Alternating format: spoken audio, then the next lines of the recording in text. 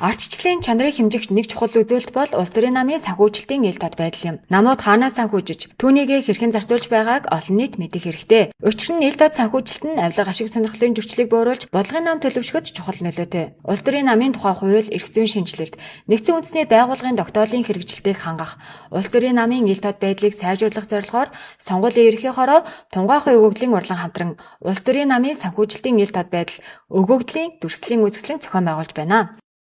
Энэ бол нэг талаасаа төрийн өгөгдлийн нээлттэй болгох, нөгөө талаасаа сонгогчдод яг үнэн бодиттой мэдээлэл өгөх гэдэг ийм хоёр зорилготой ер нь явж байгаа. Яг төрийн нээлттэй өгөгдлийг өгөгдлийн дүрслэл хэлбэрээр ингэж үзэсгэлэн хэлбэрээр гаргаж байгаа бол бараг анхны тохиолдол болов гэж бодож байна. Тэгээд сонгуулийн ерөнхий хорооны зүгээс бол улс төрийн намын тухай хуулийн хэрэгжилтийг хангах, улс төрийн намууд санхүүгийн тайлангаа ил тод болгох тэр үйл ажиллагааг идэвхжүүлэх, тэгээд Тунгайхын өгөгдлийн урлангаас болохоор энэхүү өгөгдлүүд дээр илүү иргэдэд ойлгомжтой, хүртээмжтэй тийм өгөгдлийн дүрслэл хэлбэрээр боловсруулаад ийм үзэсгэлэн зохион байгуулж байгаагаараа илүү ач холбогдолтой байгаа хаа.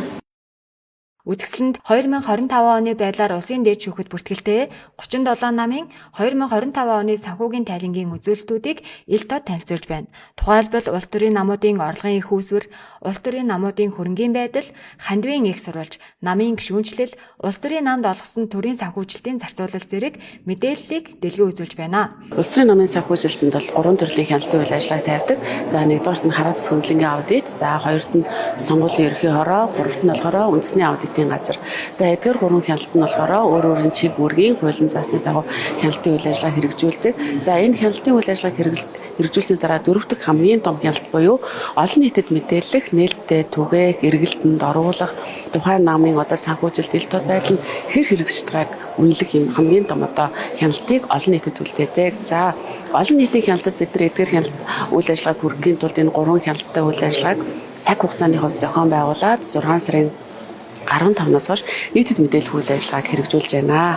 За Монгол улсын засгийн газар түүхэндээ бол ер нь нэгдсэн үндэсний байгууллагын 2 тогтоол баталсан байдаг. За нэг нь 1996 онд малчин эмэгтэйчүүдийн асуудлаар ерөнхий ассамблегаар тогтоол хамтран санаачлагчаар оролцож ирсэн нэг юм тохиолдол байдаг. За ингээд 2025 онд анх удаага Монгол улс нэгдсэн үндэсний байгууллагад өөрийн гэсэнтэй улс төрийн намын санхүүжилтийг ил тод болгож авилгатай тэмцэх гэсэн тогтоолыг бол өөрөө санаачлаад ингээд зохиогчоор оролцлоо. За энэ тогтоолыг батлахад бол дэлхийн 62 орн бол шууд дэмжиж хамтран зохиогчоор оролцсон.